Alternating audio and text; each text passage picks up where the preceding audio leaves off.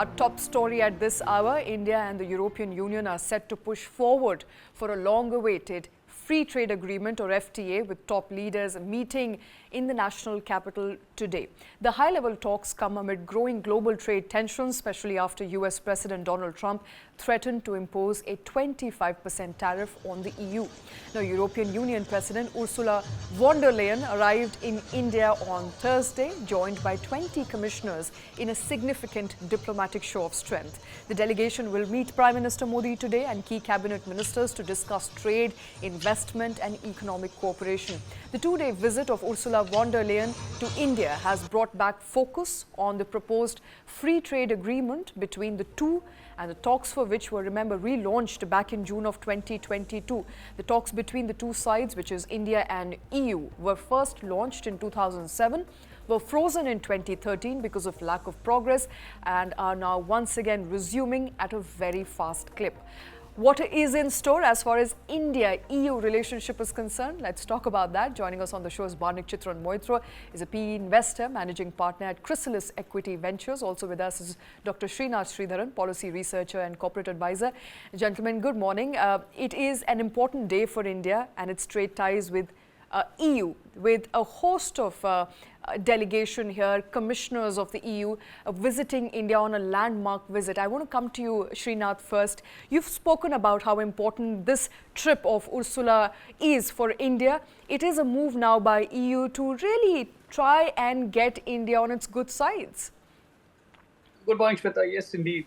Suddenly, the long-lost friend India is now the new hope for a lot of countries. I mean, why only EU? We have UK suddenly also reviving the conversation of FTA, which has been pending for quite some time. So I think we must be thankful to President Trump for making this possible. I mean, end of the day is transactional diplomacy is driving a lot of these forward. Newer geopolitical blocks, newer trade blocks, and newer arrangements to secure their own balance of trade policies. I think that's what it is. But importantly, can India then kind of drive a hard bargain to ensure that its strategic interests in Europe and UK are also protected? I think that's going to be the larger challenge, considering EU wants a lot of trade incentives, including reducing tariffs on automobiles and alcohol, especially wines, and Indian alcohol industry also faces challenges when it tries to export to the EU. So I think the jury is out. But the other context that I want to discuss probably later in the segment is this. The EU is very, very clear about its regulations around AI, which is very different from the US model and the Chinese model. India yet doesn't have a AI regulatory model at all. Right. So will this have an impact on that and the GDPR, especially the data protection, and how will it peg with the Indian digital protection bill?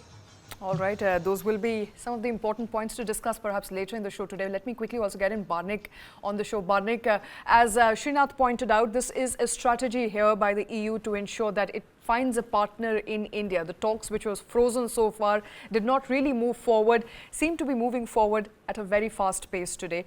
It is also a likely indication of the changing global world order, where both, EU as well as the UK are now hoping and looking for new partners. Yeah, that's absolutely correct. If you look at the numbers, India's largest trading partner is the European Union. We trade roughly $120 to $130 billion of goods with them every year, whereas India is European Union's only 9th largest trading partner. In addition to the geopolitics around the US and what the Trump presidency is doing to global trade, one of the most important strategic rationale for the European Union to come back to the table with India is their increased reliance on China, which they want to now get away from, right? So there, in addition to the US, there's a big China question, which is looming, I think, large at these talks. The European Union strategically wants to actually import more from India so that they reduce the reliance on China, while the other measures of reducing tariff barriers for them to export more goods, particularly spirits and automobiles, are an important sticking point, right? In addition to this, there are several important parameters: data security, carbon adjustment, cross-border border adjustment mechanism. There is the issue on IP and GDPR, which need to be negotiated. So it's not a very simple negotiation to do, because the Europeans are fairly rigid on their laws and standards. So significant concessions will have to be given for the Indians to open up their market more for European imports. And, you know, I want to come back to you, Srinath, at this point in time. It's also important to understand in the larger context of what's really happening geopolitically, and you've talked about it, you know, how Trump's second presidency is changing the world as we know it today. There is, of course, a push and pull strategy vis-a-vis China, whether China is going to be an important import partner for UK and EU. But with the kind of thrust that we've seen on talks with India, it does look like it's going to be a pivot away from China, at least in the next 4 years, and perhaps that will be what will shape global trade. Shweta, I think while China is the elephant in the room, the reality is, can a lot of these countries, the European countries and the US, step back away from China? I mean, I kind of doubt it, for the simple fact China is their outsourced manufacturer for almost everything. So while China has made its intent clear about IP, intellectual property, that it will not give in or it will pull away from all these partners, the reality is, if you remember during COVID, we all said that the global supply chains will be reset considering the worries around China and COVID, and nothing has happened so far. So I think a lot of these are more transactional, and it won't be amiss to say that at the end of the day, all these leaders are politicians by nature. They have to win over the domestic constituents. I mean, they don't have to worry about the 10-year plan, but they have to worry about the next domestic election that they have to win and retain power. So whatever works, they will have to balance both of this. So let's not get carried away by thinking that they're going to save the world or do a bilateral deal which is going to hold in a good stead for the next 20 years. Whatever rhetorics and sound bites that work for them the next year for the next election in their hometown is what most of them work.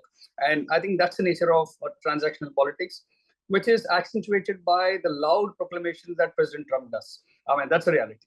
Everybody else tries to camouflage it in diplomatic, political speak. Absolutely, and it's a reality, I think, which we are very aware of, at least in the last couple of weeks. Barney, coming back to you, I think a few key agendas on discussion on the table today would be, of course, discussions around import duties on wine, automobile, chemicals. Where do you think India is likely to concede? I think there will be concessions provided, because if you look at the trade imbalance, India actually imports far more, right, or exports far more to Europe than we import from Europe, right? So if you look at what the government has also hinted when it comes to similar tariff relief given to other countries like UK and Europe, right? There will be, I think, concessions given on several of these parameters. I think what I heard also is that the demands made by the European Union, I think the Indian delegation is probably nearly 90% there on acceding to some of the demands on lower tariffs for some of these industries, particularly wines and automobiles, particularly high-end automobiles and also electric vehicles. So I think from that side, I think there is fair flexibility. There are far more stickier points beyond just tariffs. There's a broader point of the bilateral investment treaty, which I think India is far more interested in inking because of the potential of FDI from European Union to India. There, I think there are far more difficult topics to talk about, particularly the entire philosophy which the Indian government has for international investors to first exhaust all kind of recourse to local courts before going to international arbitration, whereas all international investors, particularly from European Union, would prefer international arbitration as step one, right? So I don't think there'll be a lot of thorny negotiations on tariff per se, because India is anyway going to be reducing that in light of what the US is also doing.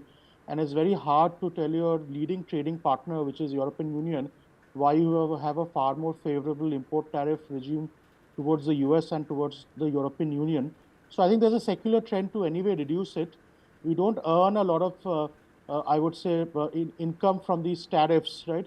And a lot of these industries, except for whiskeys and malts, we don't have a local industry which is large enough for us to be threatened by importing a lot of these things, particularly wines and other spirits. So I think on tariffs is the easier part of the negotiation, but there are far more stickier parts, particularly when it comes to Indian exports and agriculture and other areas, which would be far more difficult to negotiate. All right. I want to talk about those stickier points as well, but coming back to you, Srinath, I think among other engagements would, of course, be, as you rightly pointed at the beginning, around digital technology, AI, semiconductor, which is where I think both India and EU are on different chapters on what would constitute AI regulation, data privacy laws, and that is perhaps where both need to sit at a table and really negotiate on what's the way ahead. Yeah, I mean, as Barnik said, I think the regulations are the tougher one. The regulations and the compliance. I mean, AI or data protection is one. What about the carbon compliance and MSME exporters out of India go through a lot of paperwork, and the compliance to EU regulations is almost one time consuming, is very, very expensive as well. And most cases, we may not even meet it. So some of those standing down as a negotiating tactic is what India would expect the EU to do across all regulations. If they're going to say that they're going to give not just tariff, but also access to the market, I think it has to be easier access, call it ease of doing business, so to speak. And I don't think that will come through very, very easily, Shweta. That's a concern. Okay. How do you move a large conversation, which is an emerging topic itself, AI or even data protection, to evolve? If you remember, EU and India have been fighting over even the market regulations, right? I mean, we've been saying the entire markets, how do you market, and SEBI has been pushing back the EU. And some of these take long period of time, and the nature of, I think, the judicial intervention in institutional markets like the EU, even let's say if one of them take a call, one of the large banks or corporates could also actually take them to court, saying that it is actually infringing on their right to doing business. So how will this pan out? In India, it's very different, right? If you have almost a constitutional authority, the government taking the call, most of the corporates slow down and they don't go to the judicial authorities. That's the challenge. How do you actually get a buy-in from the corporate EU? It's not just about the government EU. Okay. I mean, I think it'll be interesting to hear that voice. All right, whether corporate EU is going to be in tandem with what the government EU says and promises to do as far as their engagement with India is concerned. But coming back to you, Barnik, let's talk about some of those sticky points. And you rightly pointed out, exports is where I think India will have to bargain, negotiate harder, especially when it comes to agriculture as well. Yeah, so listen, there are three major sticking points. Let's start with agriculture. Europe has very stringent rule of origin laws where all agricultural exports need to be labeled, and you have to provide traceability on the origin as well as the kind of processing you're doing for agricultural exports. In addition to that, there are country-specific regulations on quality, on the use of pesticides and fertilizers, which have to be declared and labeled accordingly, which becomes a huge, I would say, burden on exporters to just comply with those norms. Second issue, as you mentioned, is the carbon border adjustment mechanism, which effectively renders a 25% tax or tariff on most goods originating from India, right? So that just makes a lot of these exports uncompetitive, right? When I think the European Union moves to application of CBAM later this year, immediately a lot of the Indian goods exports will come under the ambit of this tax, right? It just makes it quite uncompetitive versus exports from other countries which are more compliant on carbon emissions. The third issue, which was also pointed out, is on GDPR and IT compliance, right? Where a lot of software and technology exports in India, right, have to be compliant with GDPR, which make the issue far more complicated from a compliance point of view. The only additional twist in the tail is while we are negotiating with the European Union Commissioner, each country have their own flavor of application of these regulations, which say countries like Belgium and France, where the application is far more stringent, right, to other Eastern members of the Union, where the application is less stringent. Okay. So while a framework agreement may be, we may come across that given the impetus, whether that will remove the local burden, the French regulation when applied on these three topics, or even the Belgian regulation as a country-specific regulation, is another reasonably thorny issue which has to be sorted through. And at the end of the day, the Indians or the Indian side will be willing to give a lot of concessions on domestic market access and tariffs only when they get similar concessions on regulations from the European Union. All right, and before I let you go, gentlemen, Srinath, To you first, I think it's a good show for India. With the entire European Union commissioners, a delegation as strong as that, headed by President of EU Ursula von der Leyen in India, meeting Prime Minister, meeting and engaging with various ministries. It's a good show. It goes on to tell you that India is formidable economically today, and one cannot really ignore India as companies look to move out of China. At the same time, you also wrote about how UK is also going hammer and tongs in trying to solidify its partnership with India. Who's going to have the first movers advantage here? So I think whoever treats India better than just being a consumption market. I think if they can look at India as a collaborative partner and a strategic partner, I think India will budge. I think if they're going to look at only a consumption market, then we would be better off being a transaction market of sorts. So I think that's a tougher one. And I think if you look at it, UK has a political problem. It has not had a stable leader for very, very long. EU, to get all of the stakeholders to agree on something is a challenge. And we've seen out during the Ukraine-Russia war, Germany bought oil through India and stuff like that. So everybody speaks a lot of things around governance, but when it comes to their own domestic vulnerabilities, take the easy route out. So long-term, net-net, can they stay the course? I think that's a challenge. EU, UK, I think India should do what I call the trident model. Work with both of them, because India is the shortest route to EU, from EU to UK. I mean, look at it that way. Okay, the trident relationship. There's political will here, Barnik. There is a lot of political will here. Whether that will translate into some sort of quick policy movement, do you believe that a EU-India free trade agreement and a UK-India free trade agreement could take shape perhaps in the next year or so? No, I am, I think, positively and even cautiously optimistic, right? Because the scenario is different. I think if you note, this European Union Free Trade Agreement has been in the works for nearly a decade, right? There were 14 rounds of negotiations in 2013 to 15, and I think we're already in round 10 or round 12 this time, right? But the seriousness is different. One of the other elephants in the room we did not talk about was actually Russia. And I think there is an expectation that given how, again, Trump's America seems to have kept the European Union out of the Ukraine negotiations and the peace negotiations, that there's a role India could play. So if you look at both UK and Europe, I think the need for them to do a free trade agreement with India far outweighs India's need to do it, at least from a strategic and geopolitical interest. And the need is greater than ever, than anywhere in the last decade. So I'm very cautiously optimistic that within probably end of this calendar year, if not early next year, we will see free trade agreements with both these important trading partners inked.